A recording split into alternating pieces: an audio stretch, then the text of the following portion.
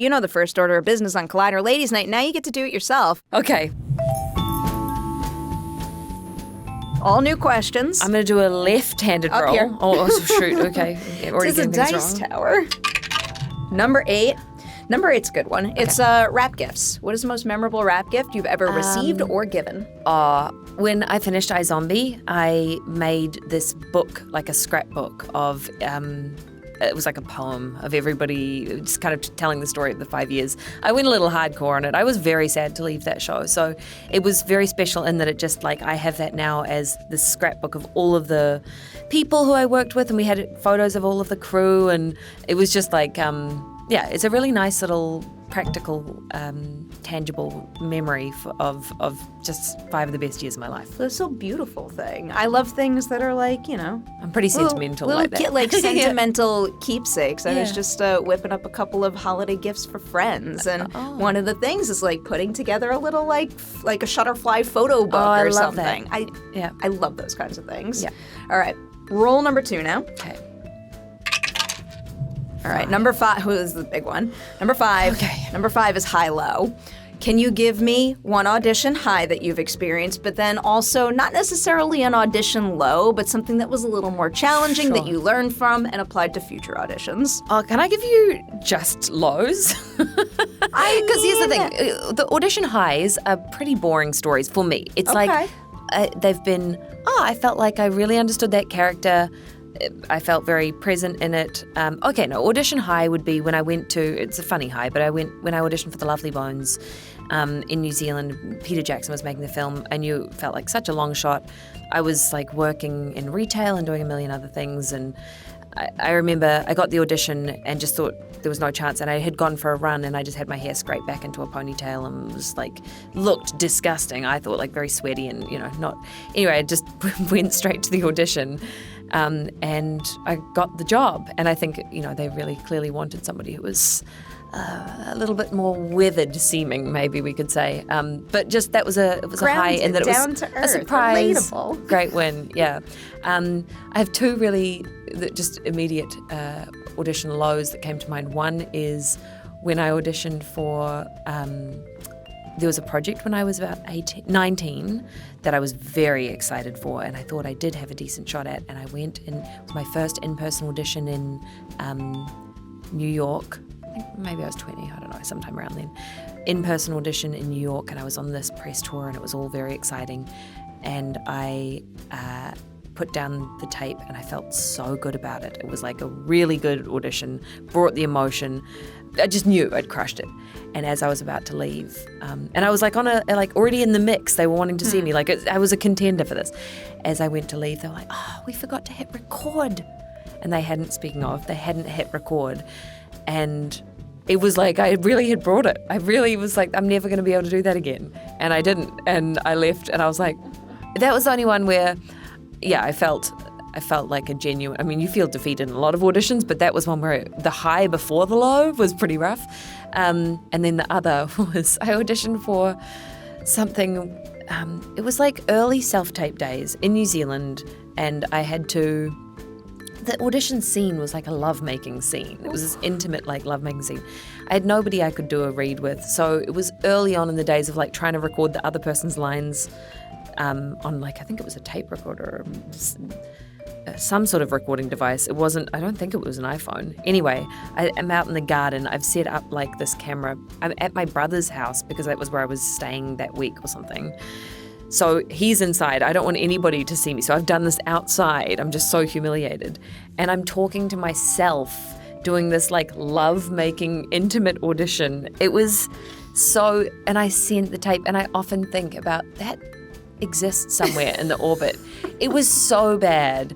Like trying to seduce yourself, the whole thing was I love how cringe. that one exists, but the other one doesn't. Yeah, exactly. The good tape doesn't exist. I know. So there's a couple. Right. Wasn't there anyone in that room who can convey how good you were on the spot? I mean, what does it mean? I don't know. Say I to the love how director, so many you years would have later loved her. I'm stressed about this for you. It was so upsetting. But you need them, Yeah. It's all part of it. Auditions is one of many things that wows me about your craft and profession, especially as someone who is super sensitive and gets nervous in those situations and does not like rejection. Oh man, well yeah, no, it's definitely you get pretty comfortable with rejection, which is kind of helpful in some ways. I mean, it would be helpful in life in general to better process things, or I guess that is what therapy is for. Exactly. Which maybe I need. Exactly. Well, Don't we all? Welcome. All right, third and final roll in the tower. 6. This one is a ghost-inspired one because in one of the most recent episodes, we unearth Isaac's diary, and there's just a lot about sandwiches. You know what? I love sandwiches, so I want to know, what is your favorite sandwich? Favorite sandwich would be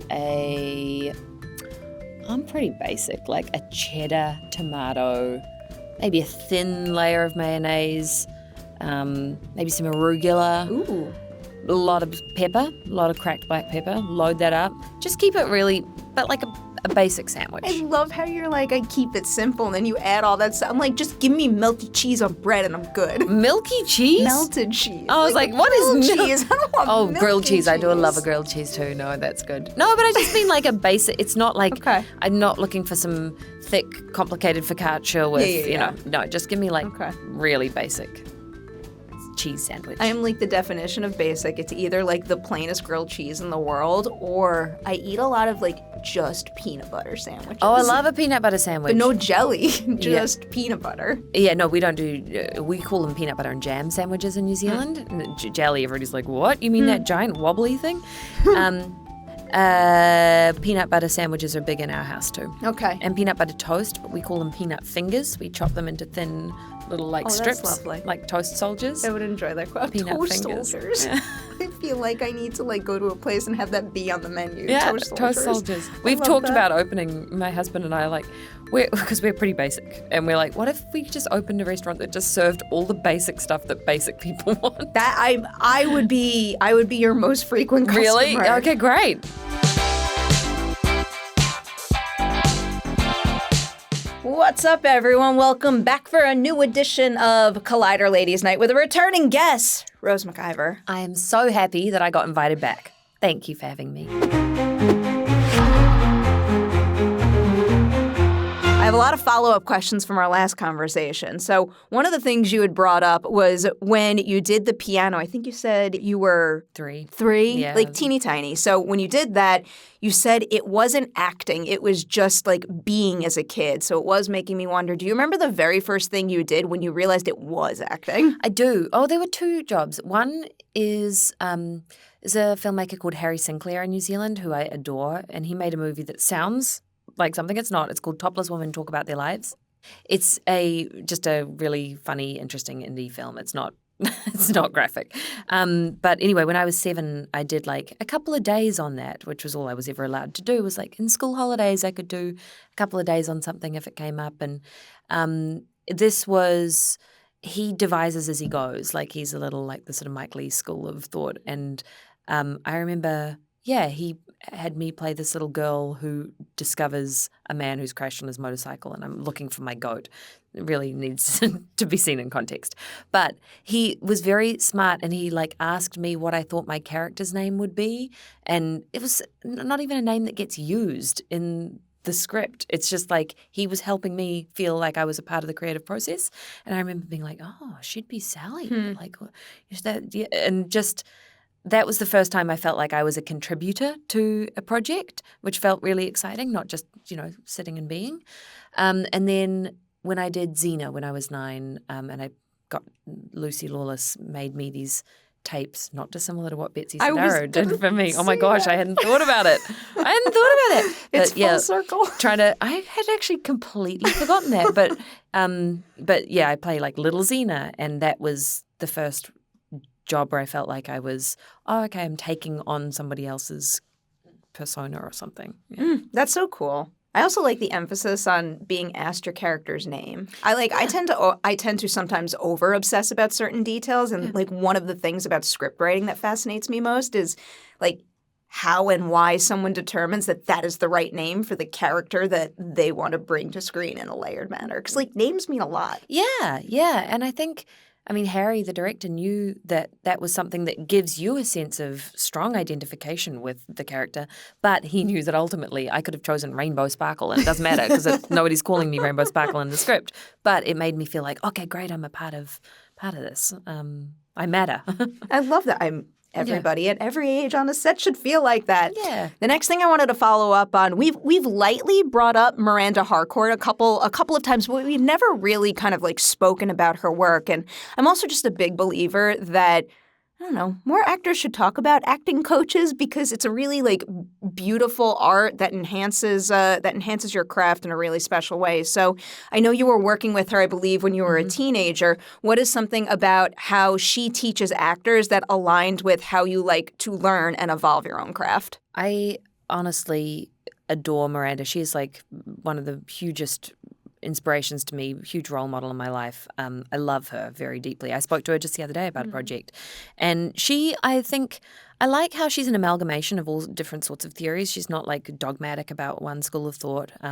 She's like a magpie and she picks and chooses things from all walks of life, not just from other acting schools. Like I remember when we were preparing for The Lovely Bones, she was making sure that I went to still life drawing classes and, did all sorts, not still life drawing classes, and went to like a school to see how the kids interacted with each other. And she's into taking it off the page and not being something that's just super heady intellectual processing words, and becomes more of a lived experience and something that you have body memory that you can draw from. She's very practical. She's incredibly widely read / widely interested in the world. So all her ideas come from so many different cultures, and there's just like a great variety she picks from. And I feel like we all have so many different things that are going on in us, and it's like she just kind of ignites all of those different little pieces in you. It's not like about one truth and one way of it being. It's like just turning something into a lived experience. I could talk about Miranda all day. I have so many follow-up questions. The way you kind of described her approach there is making me think of this. I do ask this quite often, and I love thinking about it because there's so many different acting techniques out there. Over the course of your entire career, can you name an actor who has the most similar approach to the work as your own, where like the second you met them, you were immediately in sync? But then I also want the opposite, someone who challenged you to adapt and maybe try something new and for the better. So, interestingly, I did a film called Daffodils a few years ago that's like a musical movie. It was very special and fun, and I loved making it. But I worked with a guy called George Mason who also works with Miranda.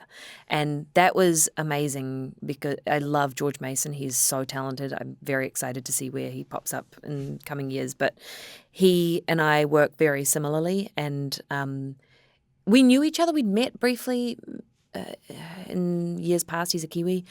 But when we started working together, just to slip into the same, it's like shorthand, but it's just into the same value system, kind of, in the creative value system, and in what we wanted to achieve, and in the supportive but challenging ways that you can work in to push through things.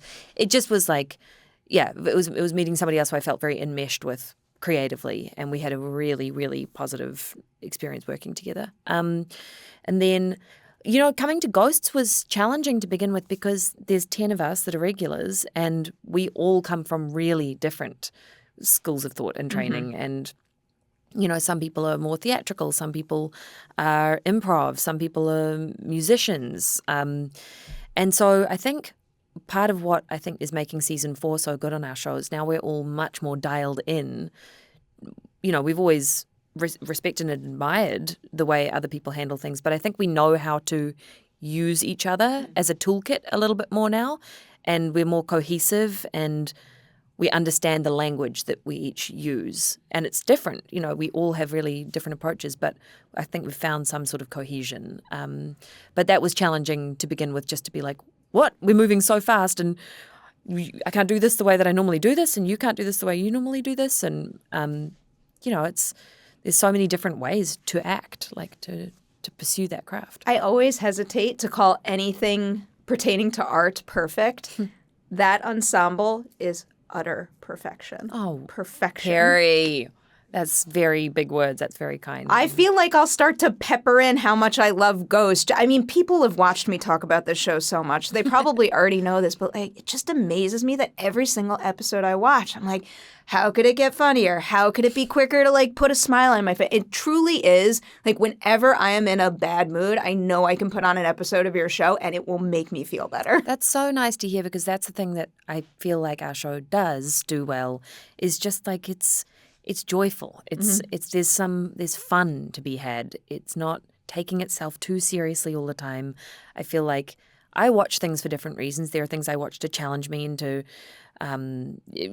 educate me and to help me process things that have happened in my life or whatever.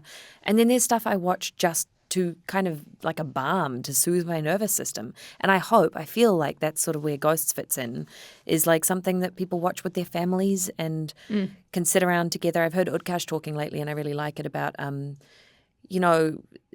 in people's busy lives, where often sitting around a TV show together at the end of the day might be one of the only times you really get as a family to kind of recap on life. It's like, it's nice when it's something comforting people can do together, and then maybe it stimulates a couple of conversations you've been meaning to have, or maybe it sort of just settles the nervous system of the family together. There's different ways it could work, but just being something that brings you together and doesn't ask you to transform yourself in an evening. It just really lets you rest and relax. There is no doubt in my mind that obviously it does it for me, but also many other people out there. Thank you. Filing away so many follow-up questions right now. The one with Miranda that I wanted to go back to.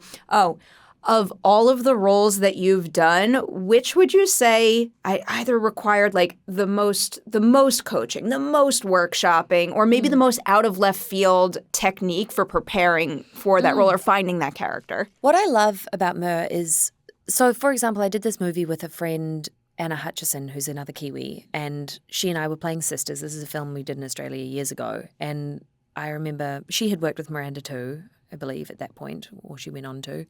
Anyway, I reached out to Mer and I was like, Anna's arriving on Sunday and we start shooting on Wednesday, and, we're playing sisters, and we didn't know each other. We knew of each other a lot. She was another Power Ranger, so we had some common overlap there. Just so many of my New Zealand friends have been Power Rangers. Miranda and Power Rangers unite so many wonderful artists together. Exactly, the two big New Zealand glue adhesive products.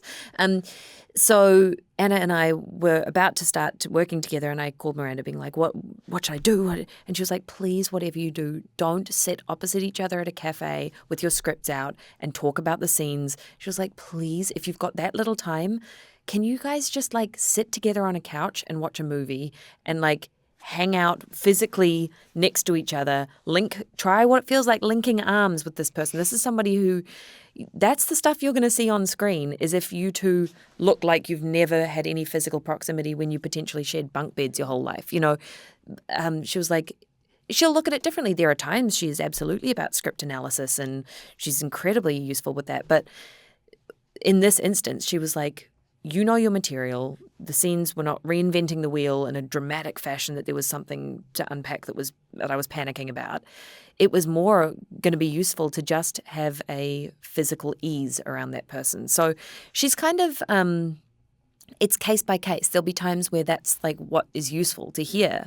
And then there are times where it's her drawing parallels between, figures in history who've represented things that your character is going through, and watching videos of them and how they've handled it, or her telling a story about somebody who her daughter went to school with and how she handled a particular situation. It's always these very sort of complex, integrated in the rest of her life ideas that she has. They're not all about anything academic, and that suits me. The answer to this might be no, but did you talk to her about Sam before starting Ghost? And if so, what tips did she give you for tapping into her? I think I would have spoken to her when before the audition, probably. Once I was in Ghosts, when you're working in fast television, there's honestly, like, when we're getting scripts, you don't get scripts super far in advance at all. And the process doesn't allow for me to do work with an acting coach and juggle family life and everything else. So Sam was more, there were definitely conversations before the pilot, I'm sure, about how to approach the audition script. But Sam is one that has been, honestly, 4 years of discovering on the job all the time, and somebody who I'm discovering in relation to the ensemble. Like, I feel like we build each other's characters so much on that show. Brandon and Rebecca, this last year, we've been really leaning into how critical they are of Sam. And I think criticism can obviously come with a lot of love. Like, it can be a wayward way of communicating love. So I can try to take it as that. But Isaac and Hetty in the show are very very particular about how Samantha does things. And we think that's where a lot of the humour has started to come from for Sam, is in that relationship. And I wouldn't have had that without seeing them give me this desire to be liked and this desire to appeal to a person who is not necessarily giving you much reason to want to do so. So it's like, yeah, I think that the Sam's character has been defined by a lot of the people around her. Oh, without a doubt. I'm adding so many questions to my follow-up list right now. Okay, There's good. one thing that we missed last time that I did want to ask you about. You had told me that after Lovely Bones came out, I think you went back home for a year and then made your move to Hollywood. And I'm always curious to hear about that part of the process because the industry here is very different from anywhere else in the world. So when you got here, do you remember, I guess, the first really big learning curve you experienced in terms of processing the fact that, like, this is a business and I have to, like, do all of these things behind the scenes just to do my art? I mean, it was actually before I did The Lovely Bones, I did a press junket for a Disney movie. And while I was there, I think that was in LA when I was 18, maybe 18, and I had come across just for a week, and that was the most intense week of my life because I went from, growing up in New Zealand to 8-minute rotated interviews at the Beverly Hills Hotel or something. So they were kind of like the same back then. Yeah, but it was just so full on, and I was okay with that. I was coping. I wasn't really coping. I was having a very big mental health crisis at that time in my life anyway. But on the back of that, I then went and I got set these meetings to meet a bunch of executives at different studios and things. And I just remember meeting this one executive, and I hope this kind of thing just never happens anymore. We hope it doesn't. But I just remember, like, walking in at 18 and somebody literally going, "Oh, great, yeah, she's totally marketable." And that was like the first line. I'd never heard anything like that ever. And I had made it to 18. I'm lucky, and as a child actor, to have made it to 18 and not ever have experienced that because I filmed all my stuff in New Zealand and it was so removed from the industry in many ways. But anyway, that was like a moment which put me off really for a long time. So I guess that was when I was 18, went home, kind of got on with, I'd finished high school then.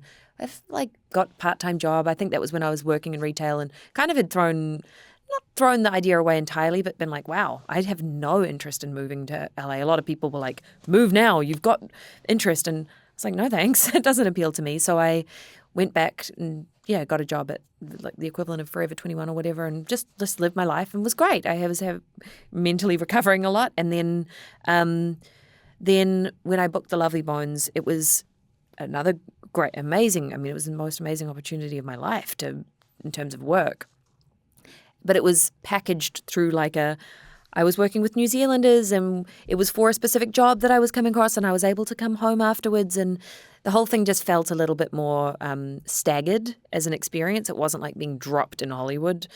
And so after that, I did that job. I had an amazing experience on that. And then I went back home, went back to university, just did some other stuff. And I just I've been cautious to throw my life at something that was so unpredictable. And I was very happy in New Zealand in lots of ways. And coming to the States was daunting. It represented leaving behind my whole life, my identity, my high school boyfriend, my world, So it was always like I did not dive into the pool head first. I was just feeling it out, and kind of incrementally, then you find the version of this place that you love. And like I have an amazing life here that I've built. I've got wonderful friends. I'm so grateful to this country for the opportunities it's provided me. But it was not like I was the small town girl ready to throw away her home, and that wasn't my experience. What was the first thing that happened that made you feel like you found your people here and you had a foundation to stand on that you were happy with here? I remember it was very funny. I was at like a Starbucks. It might probably been a year or two of back and forth from New Zealand a bit. And I remember going into the Starbucks and somebody said, where are you from? I was like, New Zealand. The guy working behind the counter was like, where are you from? I said, New Zealand. He's like, oh, no way, I know a Kiwi. And I was like, oh, who is it? And they laughed at me. They were like, oh, yeah, right. Okay, you're going to know the Kiwi who I know. And I said, no, just please, it's smaller than you think, and there's not that many of us out here at the moment. And he was like, oh, it's this guy Dave Delator, blah, blah, blah. And I pointed at the mug and I was like, you've just written David on that coffee cup. That's Dave Delator. I'm like, I'm going to his house. Like, we know each other.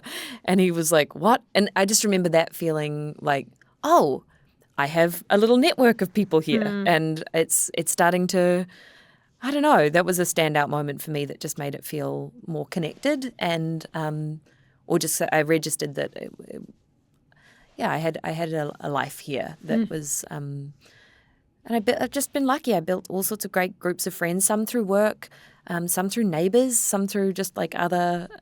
I try really hard to find friends who aren't just in this industry, which can be tricky. Not because I don't have amazing friends in this job, but just that, again, is not what I was from. At home, my best friends were a paramedic and a sign language interpreter, and I like hearing everybody else's lives and different stories that aren't just set stories. So sort of that's still a work in progress, but it's something I value here a lot, is just kind of connecting and hearing about all the stuff that we then go on to portray on screen as if we know intimately. I think it's an important thing from a professional standpoint, but also just to feel a bit more human. I want my daughter to have family friends that do other jobs. Finding your people in this industry and in life in general is of the utmost importance. Yeah, I agree. There was one other follow-up question I had, and I find that every single time I talk to an artist from New Zealand, I feel the need to ask this, because every single time I hear about the on-set environment there, I don't know, it just like sounds to me like it's got some sort of like extra special spark that a lot of other industries throughout the world can't quite capture. Like, I think the best way I could probably describe it is there just like seems to be the utmost respect for like community and supporting one another there that I feel like other industries would be better off embracing. So like, what is something about making a production in New Zealand that you wish more industries out there would adopt? Well, to be fair, I mean, I've only shot 2 projects there in the last 10 years, and things change all the time, and it's very unprecedented times in this business. And so I'm a little wary to speak to what the industry is like there at all now. But I know growing up there, also through the sort of rose-tinted lenses of being a teenager and everything's fun and exciting and everybody's wonderful. But it's a place that celebrates good work ethic. It's a country that celebrates good work ethic. And number 8 wire is the big thing we always talk about, Kiwi ingenuity. It's like fix it with a bit of number 8 wire. It's like an old farming kind of way of thinking about things, but it's not like you're allotted your job and you will work in your lane and finish that. It's like if you see somebody else who is, I remember a standout moment was Mark Ashton, who was our first AD. He was one of the producers on The Lovely Bones, actually, but he's also a first AD. He was producing a film, and I showed up. It was with Jermaine Clement, and there were a bunch of us. I showed up in this like 1920s sequined dress on set, and I remember him leaning over being like, Rose, could you give me a hand with the other end of that dolly track?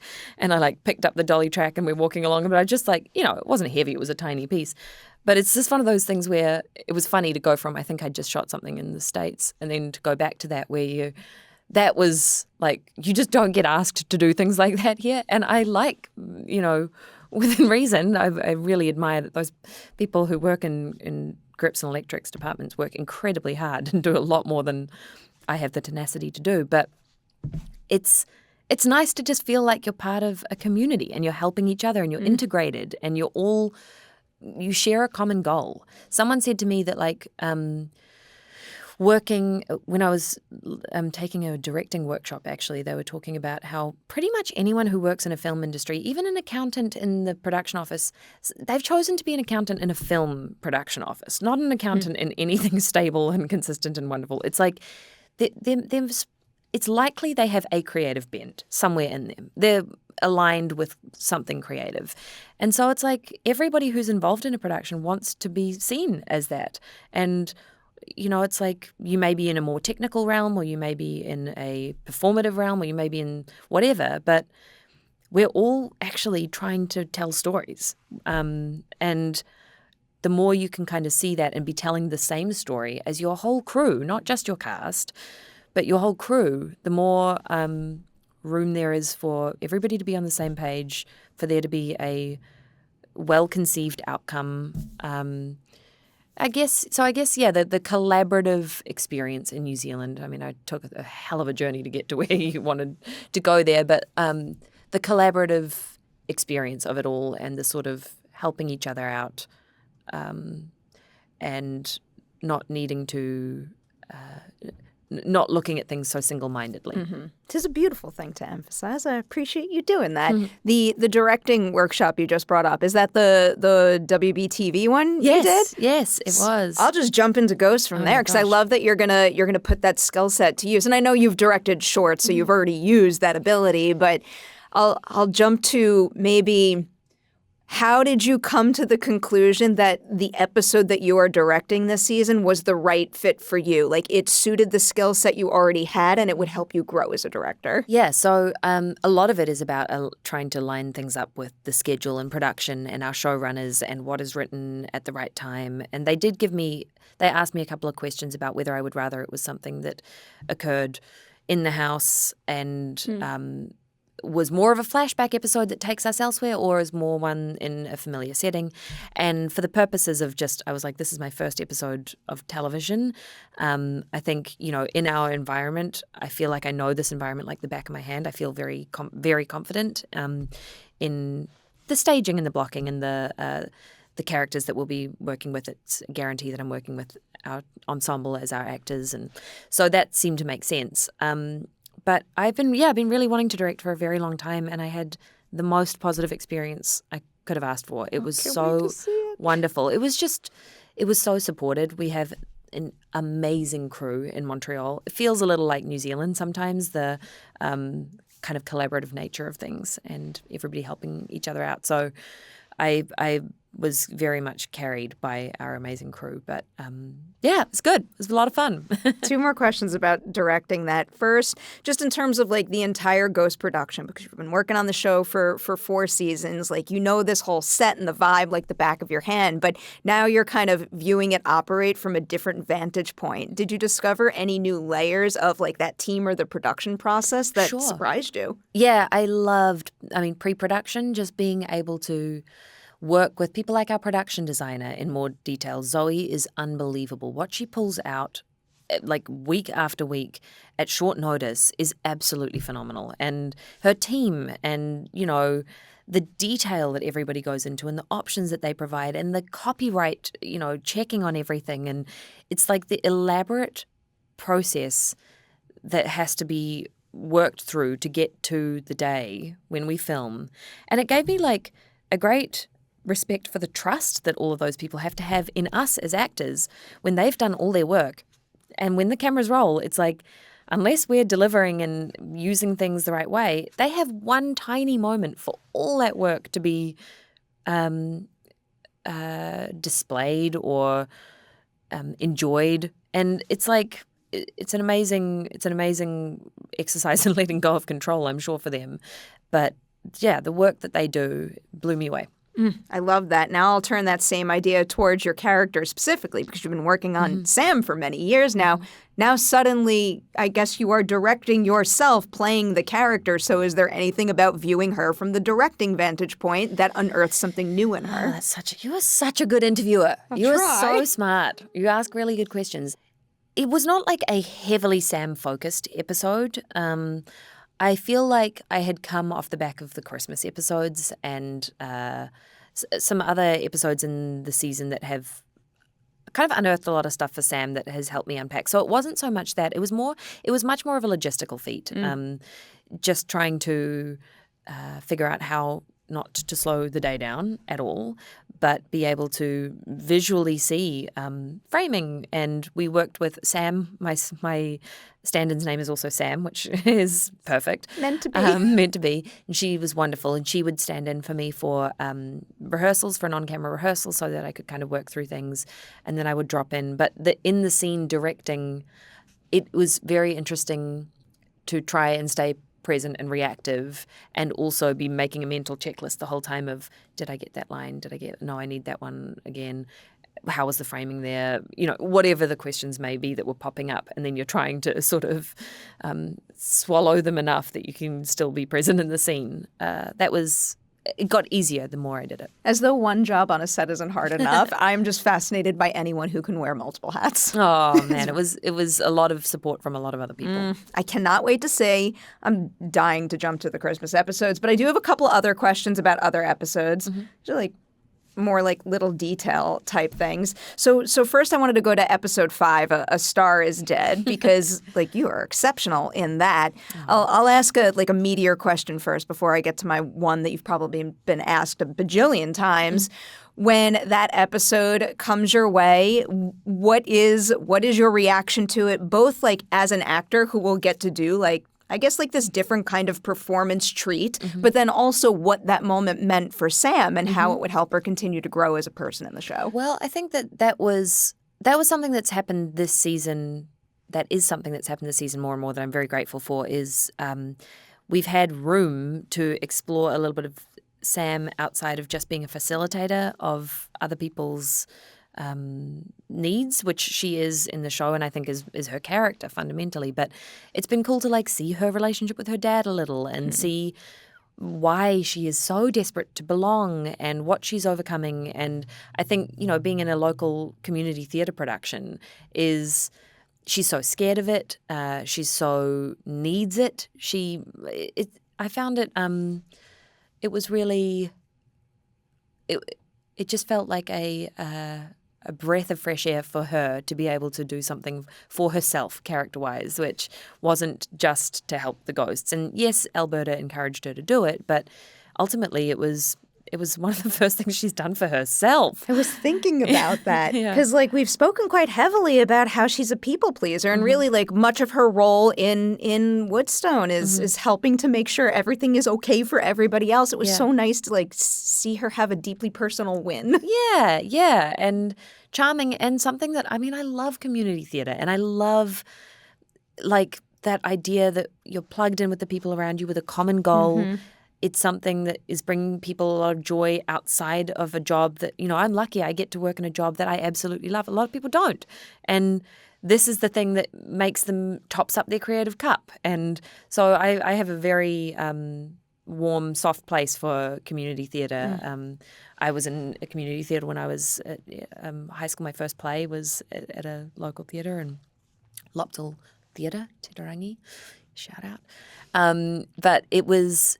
Yeah, it's something that I really believe in, and I think is a signifier of a good, happy community when people can get together and want to spend extracurricular hours doing something like that and telling a story. So it was really special for Sam. And then in terms of the actual dancing and singing and figuring that out, it was a little bit iZombie days. It felt a little like going back to, oh shoot, I've got to be able to do that in a week. What do I do? Obviously, singing with Danielle Pinnock was just a dream. She's incredible. She is incredible. She is so talented, so humble about her voice. She'll say oh no, I'm surrounded by singers. I'm not a singer. She said are you kidding? She's an incredible singer. And I think I hope she's starting to know that more and more, and she's hearing it from a lot of people now. One of my favorite things about following this show is not only seeing her crush it more and more on screen in the finished product, but just I don't know, watching her presence and her voice in this industry grow, because it always feels like such a positive impact on everyone, everywhere. And that's a special pairing to have. Totally. She is just joyful, and she celebrates she celebrates wins. She celebrates everyone's wins. She is like a champion of. She's our on-set cheerleader. Like, she's just giving out awards left, right, and centre on set. She tells everybody they deserve every award. She's so loving like that, and she's a really beautiful key ingredient in our big mad soup. What a wonderful quality for someone to have. So here's the question that pertains to that I'm sure you've been asked all the time. Full musical episode.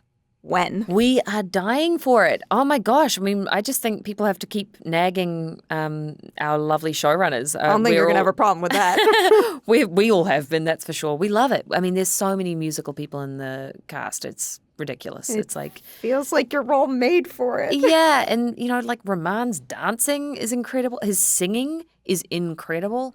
I think there's lots of moments throughout this last couple of seasons where some of these talents are poking through a little bit. So hopefully at some point they're like, oh, you know what? Let's just do it. Let's all do it. So we'll see. Eagerly awaiting that moment. Two more smaller questions before getting to the Christmas special stuff. First pertains to episode 6 because I love animals.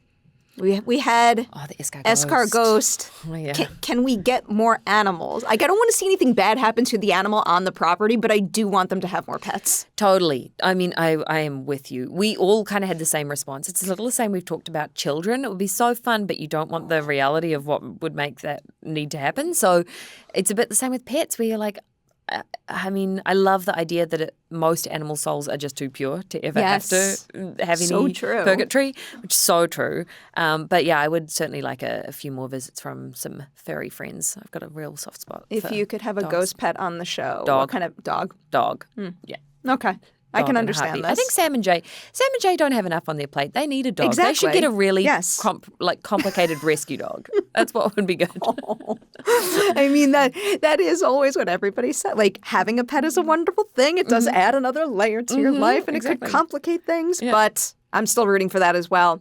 The other question I had for you pertains to episode 7. Whose idea was it for the book towards the end of the episode to be the Lovely Bones? Oh, they've been sneaking in a few little Easter eggs lately. I am very happy. This is so sweet. There's little moments that have peeped up in the Christmas episode.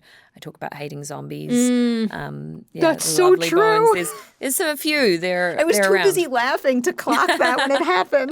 No, they kind of have mentioned to me that they were doing that, so it's been really fun. I enjoy little things like that, and I enjoy any Jurassic reference I can get. So the dinosaur bed episode and the lamp. I want that lamp. Yeah, I want the bed. Where do I get the lamp? I feel like if I had not a teeny tiny LA apartment, maybe I'd want the bed, but I could settle on the lamp. You'll take the lamp. Yeah. All right, Christmas special. First, how did you first find out about the possession concept? And I guess what was the very first thing that crossed your mind when you realized you would have to channel Betsy? So I realized that last year I did a few interviews where I had been saying, people were like, what do you want upcoming in the season? I was like, I want to work with Betsy more. I love Betsy so much. I think she's, as I've already ranted to you, great.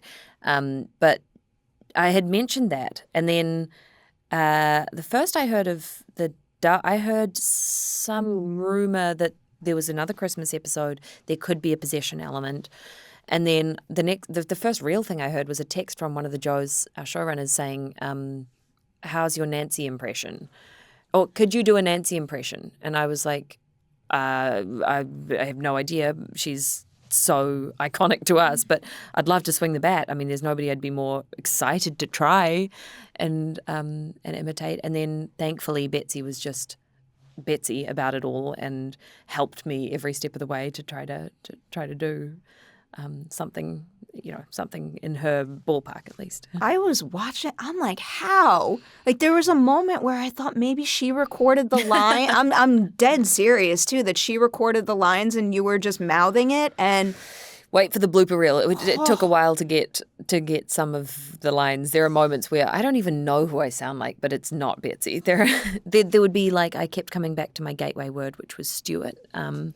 If ever I got stuck and I started getting really off track and that happened, I would just start ranting Stuart to myself over and over again and I can kind of get back see in why there. that would be helpful. Mm-hmm. I'm not sure if you break down something like this way, but what would you say is step one to becoming Nancy, like the first thing that kind of put you on the path to getting there. But then also, what was the last thing you did that made you say to yourself, like I got this, I could do it? She has such a great distinctive voice. I mean, she works in voiceover world all the time, understandably. So the voice was the one that I knew. I was like, okay, that's where a good amount of time needs to be spent. And then I think there was the last thing was the open mouth gape that she does, which I'm wary to even attempt right now. But she does this like when she's focusing as Nancy, she does this like chin forward, like mouth open, particular detail, and I kind of found that at some point, and I was like that towards the end, and I was like, oh yeah, that's so Nancy. So how did you all finish that? Like, how was everybody not breaking every single second? We had a lot of fun. I mean, we also had Utkarsh playing 3 different versions of Jay, and that was so complicated, and he did a fantastic job at navigating the, you're having somebody else read half your lines, and you're standing in front of a VFX screen here and trying to bring a very emotional arc to that story. He did an incredible job with all of that while we were all just like guffawing in the background. I'm plunging the depths of my emotional well to play Nancy. Well, I mean, I do think so, like we were talking about before, like the show just brings joy to people, but I also do think it brings joy with like a layer of purpose, and the idea of Sam, who is so like rigid and specific and people pleasing and concerned about what people think of her, crossing over with the character who just like does not give a shit and marches to the beat of her own drum to the fullest extent. Totally. It was very liberating. There is something there that's quite meaty. Yeah. And I think, anything where if I really unpack it, it's like, well, Sam's compromised own family dynamics and wanting so badly to be part of something nuclear that felt sort of wholesome and Christmassy and whatever. There's like, I think her getting in her own way all the time and this liberation of just letting all of that go and knowing that she's worth being loved just for being herself and being not being herself, being Nancy, but just being rather than having to do all of these things to please someone. I think, that's touching. It's like stripping away all of the extras and knowing that she's valuable just because she is. Before moving on to the J of it all, I did want to ask one more question about working with Nancy, because for these interviews, I always I read every interview you did, and a lot of times I look at the comments section, and I did see a couple of questions about like the process of using the recordings that she gave you for this. Can you maybe kind of like break that down? Like give us an example of a specific recording she gave you and how you incorporated that in the performance. Sure. So firstly, thank you for all of your prep that you do in these interviews. That is so helpful and meaningful and appreciated and above and beyond. And really, it's like makes it a joy to talk to you because appreciate you saying that. We talk to lots of people who are like, I love the show. Like, it makes me love I can't ask a question unless I'm excited to ask it. And a lot of times being able to formulate a question that like builds on something that I can stand on makes me more excited to hear the answer, if that makes sense. You're kind of a Samantha. You're like, I got some of those qualities. There's no doubt. So you do so much to get. You're so generous with your energy. Anyway, thank you. So I think one of the moments, Betsy sent me a video of her in her apartment saying all of the lines, and she showed a couple of different options of the way that she would play. The line where I'm complimenting Champa, I'm just saying, I think it's like, you're a fine ass old lady. And she did some physicality with it, and then she did some that wasn't, and it was just sitting back in it. She gave me options, and then I was able to try the physicality on, and if that worked for me and it felt like her, great. And if not, then I would drop it away. And she just gave me for the Miranda of it all, just this as a magpie, to be able to just go in and steal the bits that were useful and ignore the pieces that weren't. Because there's parts of her that I wasn't able to channel at all, but you don't focus on those. You focus on great, here are 6 things I can do that I can hang my version of Nancy on, and we sort of got through it like that.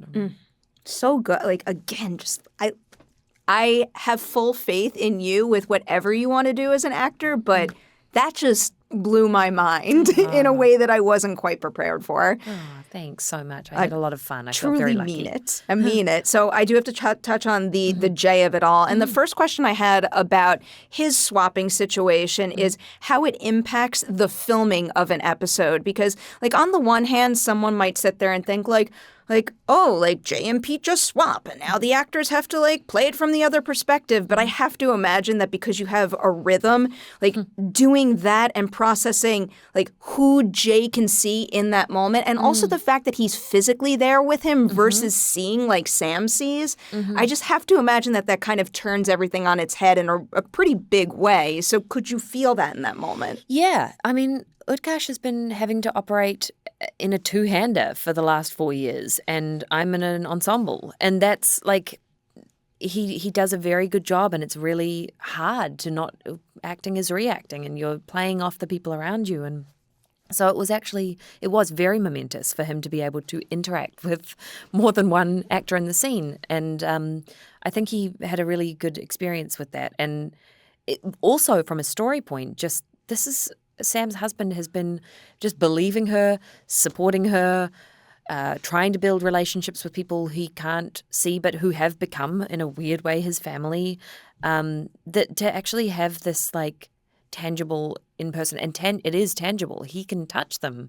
And I've said this, that Jay is able to physically interact with the ghosts, which is something that Sam has never been able to do. And I love that. I love that he has something good touch. that, you know, like, I hope he lords that over her in an argument down the line, that he does know them better in some ways. Like, it's a very momentous and pivotal episode for the series because it really means going forward there's just that degree more understanding between them and a shared experience in lots of ways. I think it's very special to see Utkarsh navigating those three versions of Jay and all of the ghosts, and Richie Keen, our director who directed it, just was doing God's work trying to get through the technicalities of filming that too. It was really complicated. So it was impressed fantastic. by how that was written too, because I remember I was so excited when I first heard that was going to happen at San Diego Comic-Con. But like, you know, you could want something but not fully wrap your head around like the potential ramifications and how it would change a show. And I don't know, the idea of kind of like letting him dip in but be able to come out doesn't completely like rock the show in a way that you can't, or like retcon the show in a sense in a way that you can't come back from. And also, again, like the fact that he had a different experience from Sam. Yeah, like totally. That Our adds so showrunners, much the to it. Joes, gave us the biggest gift with those episodes. It was just like, it was very tough, complicated stuff to navigate, to keep it full of heart as well and funny, and they did such a brilliant job. Just so impressed. I continue to be so impressed. So we've hit the last question of Ladies' Night. I have asked you this before, but I do think it is something that is well worth repeating, and we do always end the show with this particular question. So in this industry, we give each other... Actually, as I say this, I do also want to emphasize that you have 2 Critics' Choice Association nominations in your ensemble. Oh, yeah. Brandon and Asher, which made me so happy to see. Me too. Anyway, in this industry, we give each other awards. That is super cool. We should keep doing that. I find that nobody says good job to themselves as much as they should. So I want to know something that you have accomplished thus far in Ghost Season 4 that you know you will always be able to look back on and say, I am so proud of what I did there. I am really proud that I had my first daughter this year, my first child, and I was able to go back to work and find a new normal, which was very challenging the first few months. And I'm really proud that I feel like I've still been able to show up for her and as much as I possibly can, and that she's able to see a mum who gets to pursue a job that is a dream. I'm really proud of the work-life balance and trying really hard to make sure that I don't look back and feel like I've missed too much, but at the same time that I'm able to still be a part of this incredibly meaningful creative project that I owe so much to as well. So that balance has been something that I'm really proud of navigating. Such a beautiful answer. I appreciate you sharing And that. in saying that, I have to shout out my amazing husband, George, and our wonderful nanny, Davi, who I think nannies need to be spoken about. Melanie Linsky does this, and she talks. She regularly thanks her nanny, Davi. Without this amazing woman, who literally makes me want to choke up because it's so hard to leave your daughter. It's so hard, and to have somebody who I admire and I care about so much that's with her is very precious to me. A beautiful thing to share, and it is so incredibly What important. a way out. You got your tears at the end of your interview, Perry.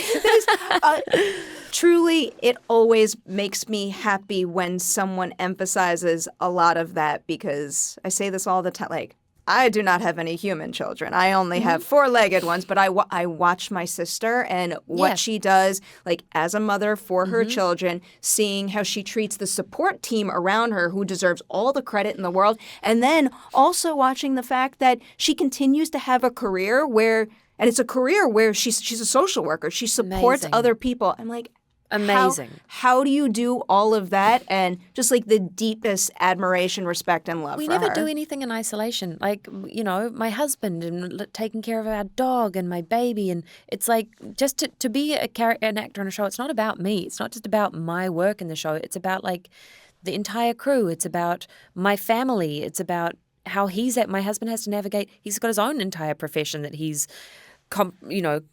complicated working out his schedule, trying to figure out how he can align art exhibitions to happen at the same time. And it's like the pieces in the puzzle, there are so many of them, and for everybody who contributes to me being able to do my job, I'm really grateful. So special. And I know a lot of people out there are very grateful that you do your job, because, again, Ghost brings so much light into this world that I deeply appreciate.